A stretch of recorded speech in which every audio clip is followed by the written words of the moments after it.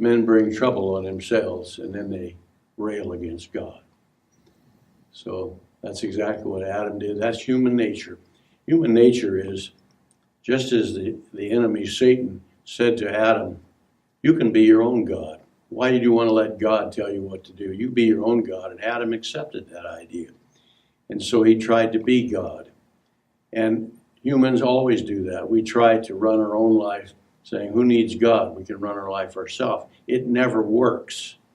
And when it doesn't work, instead of realizing and being willing to say, I've just done wrong here, the Adamic man always wants to throw the blame somewhere.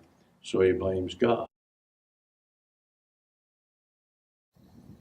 Now, before all that happened, both Adam and Eve had covered themselves up with fig leaves, thinking that somehow this would hide their rebellion.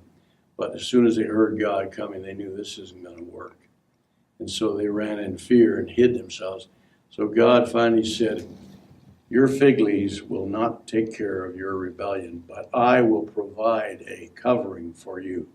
And so an animal was sacrificed, and the skin from the animals, God made a covering for them.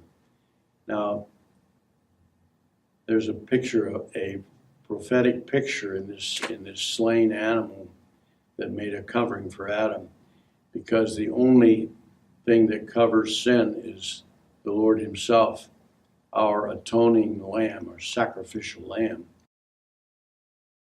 Brett, your sins are not covered, and you can be thankful for that, because if your sins are covered, they don't show, but you still got them. And the Lord said, I've taken your sin and I've separated it from you as far as the east is from the west. Rather than being covered, he just took it away. But it's still through the sacrifice of the Lord. And so even for Adam, way back the first man who walked the earth, the Lord said, I'm going to show you a picture of how I'm going to solve your problem for you. So there's a picture of the Lord right from the beginning.